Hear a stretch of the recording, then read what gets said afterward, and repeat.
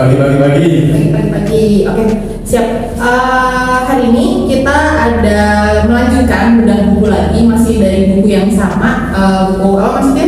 Berpikir dan berjiwa besar. Berpikir dan berjiwa besar ya. Hari ini saya Dayu dari SKS Semarang dan Saya Setio dari SKS Semarang juga. Ya, dari SKS Semarang juga mau membahas tentang buku Berpikir dan Berjiwa Besar untuk bab 4. Untuk bab 4 sendiri ini judulnya adalah Bagaimana besar. Ya betul, bagaimana berpikir besar. Mungkin ini kita ini aja sih yang masih saling sharing pendapat aja dari apa yang udah dibaca. Kalau untuk masuknya sendiri bab 4 ini menceritakan tentang apa sih Mas? Bab 4 ini menceritakan tentang bagaimana pola pikir kita untuk melihat hal-hal besar daripada hal kecil yang hanya dari depan kita. Misalnya itu ini hal-hal yang cuma kayak gini gitu loh. Yang sepele aja, padahal impact ke depannya itu akan ada hal-hal besar di situ. Jadi sebenarnya dari kadang-kadang kita terlalu fokus ke hal-hal sepele atau hal-hal kecil sehingga melupakan hal besar yang mempunyai impact ke depannya gitu ya Mas ya. Kalau yang dari aku baca sendiri kan di sini bagaimana sih kita dapat memperbesar cara berpikir kita ya. Karena kebanyakan ini nggak semua orang seperti ini ya, tapi memang kebanyakan ketika kita bertanya pada diri sendiri itu apa sih kelemahan kita misalkan kayak gitu, dan kita tuh fokusnya tuh lebih ke arah hal-hal yang negatif ya. Jadi kayak kita tuh malah mencela diri sendiri. Seringkali orang tuh kayak merasa sulit buat mengenali keunggulan ataupun kebaikan dirinya sendiri. Sebenarnya kan memang ada nasihat ya Mas ya, yang aku baca di buku ini juga. Jadi untuk mengembangkan diri kita, kenalilah diri kita sendiri. Tapi kebanyakan mungkin dari kita juga masih salah menafsirkan sebagai kenali keburukan kita. Akhirnya yang kita list panjang itu malahan kayak sisi-sisi negatif kita. Sebenarnya ada bagusnya juga sih kita mengenali sisi negatif kita ya. Jadi kan kita bisa lebih aware lah. Oke, mungkin aku kekurangannya di sini. Cuman pada akhirnya kalau kita juga nggak pandai memilah-milah, kita malah lebih fokus ke keburukan kita sendiri tanpa mengembangkan potensi kita sendiri. Terus kalau yang masuk ke tanggal lagi dari buku ini kira-kira apa Mas? Jadi dari bagian bilang tadi ya, kita bisa menangkap sisi negatif kita, tapi bagaimana pola pikir kita menjadi lebih besar dari sisi negatif kita? Apakah kita hanya menangkap sisi negatif kita cuma hanya seperti itu, ibaratnya saya nggak bisa ini, ya udahlah pasrah gitu ya. Tapi bagaimana kita menangkap sisi negatif kita? Saya nggak bisa ini, tapi saya harus begini. Betul. Iya, makanya tadi seperti yang aku juga bilang, kalau kita nggak pandai-pandai mengelola, pada akhirnya kita hanya akan tenggelam di dalam rasa insecure kita sendiri ya terhadap kekurangan kita sendiri. Nah, tapi sebenarnya di buku ini juga ada cara mengenali gimana sih sebenarnya apa sih kelebihan kita, dan di sini dituliskan kita bisa menuliskan kelebihan atau aset kita lah ya. Aset itu bukan dalam artian maksudnya harta ya Mas, tapi lebih kayak keunggulan kita, ke potensi kita, kelebihan kita apa. Kalau misalkan kita masih kesulitan buat mengetahui, mungkin bisa menanyakan ke orang-orang yang paling dekat yang kita percayain, misalkan pasangan, keluarga, teman dekat yang memang kita percayain. Karena kadang-kadang ya itu kita tuh lebih fokus ke keburukan kita sulit mengenali kelebihan kita sendiri kan. Dari setelah paling nggak dituliskan ada 5 nih kelebihan kita menurut diri kita sendiri dan menurut orang lain, dan setelah itu di bawah poin-poin yang ada kelebihan kita itu kita tuliskan kira-kira 3 nama orang besar lah, atau orang yang menurut kita sukses yang kira-kira tidak memiliki hal tersebut. Akhirnya kan setidaknya itu bisa mendongkrak rasa percaya diri kita. Ternyata kita tuh mungkin selama ini terlalu meremehkan diri kita sendiri, padahal kita tuh bisa loh, kita tuh punya kemampuan ini loh, tapi kitanya sendiri mungkin yang kurang percaya diri kayak gitu. Pak, menurut maksudnya gimana? Kalau menurutku di bab ini ya, berpikir besar itu bagaimana sikap kita untuk lebih visioner ke depannya. Betul. Contohnya di bab ini ada sebuah kasus, ada sebuah apa ya, kasir Iya. melayani pelanggannya itu ibaratnya malah berargumen karena pelanggannya cuma beli hal-hal yang sepele. Hal yang murah lah Ya, gitu ya. padahal murah itu kalau diakumulatifkan dalam 1 tahun itu adalah hal yang sangat besar Besar. untuk komputer tersebut. Apalagi kalau bisa dilihat kalau dia dalam setahun itu kecil-kecil menjadi besar, artinya kan dia pelanggan reguler ya, pelanggan tetap. Harusnya kita jangan melihat ya nominal semata saat itu dia transaksi ya, tapi lebih ke arah ini pelanggan loyal nih, walaupun mungkin saat ini per transaksi nggak terlalu besar, tapi dalam setahun tuh kalau mungkin besar, dan artinya dia kenapa bulan ini, bulan berikutnya mau tetap transaksi sama kita, artinya dia percaya sama kita, dia menyukai entah itu jasa ataupun produk kita ya Mas. Justru adalah pelanggan-pelanggan yang ini yang harus dijaga ya, karena kayak nggak semua bisa juga mungkin dia baru transaksi nih Mas, oke lah gitu ya, dia mungkin transaksinya kecil, kita juga nggak boleh meremehkan karena siapa tahu di balik itu dia punya potensi besar, mungkin dia mau sampel dulu, mau kayak contoh dulu, cuman kan kadang-kadang kita mindsetnya kamu kelihatannya kayak sepele deh, kamu nggak bakal order banyak, mungkin ya kita udah mengejudge duluan ya kayak gitu. Padahal sebenarnya itu jangan, kita lebih berpikir ke depannya seperti apa. Kayak contoh di buku ini juga dibahas soal case ini ya, ada pedagang, bukan pedagang sih ya, sales real estate ya. Kenapa di buku ini dibahas ada seorang sales real estate yang lebih sukses dibanding kawan-kawannya lah gitu ya, karena memang di sini diceritakan mungkin kalau kawan-kawan itu hanya sekedar menjual ini loh barang, ini loh lahan, ini loh rumah dan segala macam, tapi mereka tuh nggak menjelaskan visi seperti tadi yang Mas Sofi bilang, visi kedepannya dari lahan ini, dari rumah ini, dari bangunan ini. Kalau kita punya planning kan 5 tahun ke depan, 10 tahun ke depan itu akan jadi apa? Nah, si sales real estate yang sukses ini, dia tuh sebenarnya kalau aku bilang sih dia menjual planning ya, dia menjual ide. Jadi kayak kamu beli lahan di sini, lahan ini seluas segini, kelihatannya mungkin tahun ini tuh kayak lahan terbengkalai, tapi kalau coba kamu kembangkan sebagai untuk usaha ini, untuk pabrik atau untuk mungkin taman bermain atau apa, itu akan menghasilkan omset yang lebih besar lagi. Jadi dia menjual ide ke orang-orang yang akhirnya orang mungkin nggak punya ide sebelumnya, oh iya ya ternyata bisa gitu, dan akhirnya tertarik karena itu dia menjual visi, karena dia memiliki pemikiran yang besar ya Mas ya, dan kedepannya. Jadi melihat pemikiran yang lebih besar. Saya punya satu contoh ada sebuah tukang bangunan ya, ibarat saat dia merata batu bata ya. Jadi ditanya satu pertanyaan yang sama, apa yang kamu lakukan? Ada 3 tukang bangunan. Yang pertama dia menjawab, saya sedang menata bata.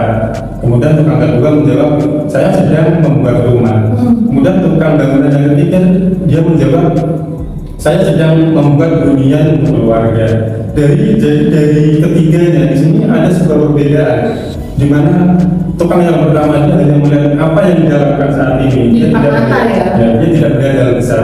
Kemudian tukang yang kedua dia sudah berpikir besar, dia sudah berpikir visioner. Tapi yang tukang ketiga menyempurnakannya dengan hati, bagaimana bangunan ini layak untuk dihuni oleh keluarga. Bukan hanya sekedar bangun rumah, tapi bangunan yang layak untuk hunian keluarga ya. Jadi selain kita melihat visi ke depan, tapi kita juga pakai hati ya. Hanya sekedar rencana-rencana ke depannya seperti apa ya. Bagaimana sikap kita menyentuh ya. Oke, ini bagus. Sebenarnya sama seperti bang sebelumnya ya, bagus banget ya. Terus juga di sini mungkin yang mau aku bahas lagi ya, seperti tadi sih untuk kayak visioner gitu ya, ada 4 kata sebenarnya di sini, ada rumus 4 kata untuk mengembangkan kosakata pemikir besar ya. Jadi kalau aku baca sih sebenarnya kurang lebih kita tuh kayak menjadi orang yang lebih positif ya, dalam artian kayak yang pertama itu kita menggunakan kata atau frasa yang besar yang positif loh ya, untuk menggambarkan perasaan kita ya. Tadi seperti itu, jangan kita terlalu merendahkan diri kita, jangan kita terlalu memandang negatif kita, tapi kita menggambarkan diri kita dengan sesuatu yang positif, sehingga dari kata mindset itu akan terafirmasi ke diri kita sendiri. Terus yang kedua, gunakan kata dan frase yang cerah, yang baik, yang positif untuk menggambarkan orang lain. Ibaratnya ya kalau orang-orang zaman sekarang ketika orang itu nggak ada, ya janganlah kita menceritakan keburukannya, tapi kita menggambarkan orang itu, kita lihatlah sisi positif yang kita ambil ya, walaupun namanya setiap orang pasti punya negatif dan positifnya ya, cuman ngapain kita ngambil negatifnya, kita ambil positifnya aja. Anggapannya misalkan ada seseorang yang memiliki sifat yang optimis ya, kita ngomongin positifnya aja, ya udah kita ambil sikap, oh dia orangnya optimis, dia orangnya selalu bersemangat, di luar sifat buruknya kita lupakan aja. Selama itu kita bisa mengambil sisi positifnya, kita ambil dan kita gambarkan orang tersebut sebagai orang yang positif juga. Lalu gunakan bahasa positif untuk membesarkan hati orang lain. Jadi ketika kita ada orang yang memang merasa apa ya, mungkin sedang kesusahan, ya kita mungkin membesarkan hatinya tuh dengan kata-kata yang negatif gitu loh, untuk membangun rasa positif dan menularkan rasa positif tersebut. Dan yang terakhir adalah gunakan kata positif untuk menceritakan pencernaan kepada orang lain. Dan menurutku ini penting banget sih, kayak misalkan kita walaupun mungkin kabar yang kita beritakan kepada orang lain belum tentu kabar yang positif, anggapannya seperti itu ya, tapi kita bisa mengemasnya. Gimana caranya mengemasnya supaya pesan yang tersampaikan itu tidak sebagai pesan yang negatif. Itu bagaimana kita mengolah kata-kata positif supaya kita menjadi pemikiran besar. Kalau menurut maksudnya gimana? Ya, Mbak Dani sini bilang misalnya kata-kata kita sangat berpengaruh pada lingkungan kita ya. Betul. Kalau kata-kata negatif, kata-kata negatif, kata-kata positif. Jadi saat kita mendapat sebuah masalah, di mana kita akan mendasarkan masalah tersebut? Apakah kemudian kita akan mendasarkan di mulut kita lewat kata-kata, mengumpat dan lain-lain, itu akan membuat hal-hal negatif di lingkungan sekitar kita. Apakah akan lebih baik jika kita mendapat sebuah masalah kemudian kita mendasarkanlah pada pemikiran terlebih dahulu, kita mencari jalan keluarnya, kemudian jika memang diperlukan didasarkan pada mulut kita untuk berbicara, alangkah baiknya kita seharusnya menggunakan tersebut untuk hal-hal mencari jalan keluar dari masalah kita. Iya betul. Jadi daripada kita akhirnya istilahnya mengeluh ya dengan yang negatif, harusnya kita lebih fokus ke gimana sih cara menyelesaikannya. Oke, mungkin ada problem terjadi ya, tapi kita jangan fokus ke problem tersebut, tapi lebih ke fokus ke solusi mengatasi problemnya ya. Bagaimana jika kita mengumpat itu akan berpengaruh pada lingkungan sekitar kita, terbawa hal-hal negatif kita. Udah nggak memberikan solusi, terus memberikan pengaruh, paling tidak suasana lah ya. Suasana akhirnya orang yang nggak ada sangkut pautnya pun akhirnya juga jadi terkena dampak suasana itu. Ada yang mungkin akhirnya jadi ikutan emosi, ada yang mungkin akhirnya jadi ngerasa aduh jadi nggak enak nih suasananya, mau ngapain-ngapain juga jadi nggak enak gitu ya Mas ya. Nah, juga dituliskan praktekkan 3 prosedur. Yang pertama itu usahakan kita tetap fokus pada hal-hal yang besar, pada hal yang kecil seperti yang dibilang dari awal tadi, hal-hal yang lebih visioner, hal-hal yang lebih ke depannya, bukan hal-hal yang saat ini kita kerjakan hanya seperti itu. Kemudian yang kedua, kita harus berpikir, penting nggak sih kita seperti ini, penting nggak sih kita melakukan seperti ini. Betul. Kemudian yang ketiga, jangan jatuh dalam menangkap hal-hal yang seperti ini. Ya, balik lagi seperti poin yang pertama ini juga aku sempat baca sih.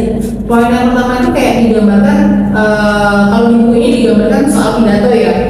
Ketika kita berpidato lebih atau anggapannya pidato tampil di depan umum lah, kita lebih memperhatikan hal-hal sepele sih, hal kecil lah aku bilangnya. Kayak teknisnya gimana cara ini ya, nanti aku ngomongnya apa dulu ya, pembukaannya apa ya, aku bingung. Assalamualaikum dulu kah, selamat pagi dulu kah, siapa yang harus kesana dulu kah, misalkan seperti itu kan hal-hal yang teknis, tapi sebenarnya kita jangan fokus ke itunya aja, tapi lebih ke arah pidatoku nanti materinya bakal tersampaikan nggak ya, isi pikiranku bakal bisa masuk nggak ya ke orang lain. Seharusnya kita fokuskan itu, seperti tadi yang seringkali ketika kita ada masalah kita fokusnya tuh ngumpatnya dulu nih, tidak ke solusinya dulu seperti itu. Kalau yang aku tangkap juga. Terus yang kedua terkait apa tadi Mas? Yang kedua itu Penting nggak ya? oh ya penting apa enggak ketika dalam sebuah kalau di buku ini digambarkan misalkan pertengkaran yang penting nggak sih kita mempermasalahkan hal-hal kecil yang ternyata kalau sebenarnya kalau kita ya udahlah nggak apa-apa yang penting kan nanti kedepannya lebih baik itu malah lebih bagus ya Mas. Tapi kadang-kadang kita kayak masih memenangkan ego kita, pokoknya aku maunya membahas ini gitu loh, kayak meributkan hal-hal yang sebenarnya nggak perlu diributkan gitu ya. Dan yang ketiga tadi ya balik lagi seperti poin yang pertama, harusnya ya udahlah hal-hal yang nggak penting dibahas, hal-hal yang emang harusnya fokus kita nggak ke sana, mendingan nggak usah ke sana. Kalau dari yang masuk ke simpulkan lagi nih terkait bab 4 ini gimana nih? Ya seperti tadi sih, kita jangan hanya melakukan hal-hal dan berpikir kalau yang kita hadapi sekarang, tapi lebih berpikir apa dampaknya nantinya pekerjaan kita. Oke. Di sini mungkin aku sedikit membaca juga ya rangkuman dari bab ini ya.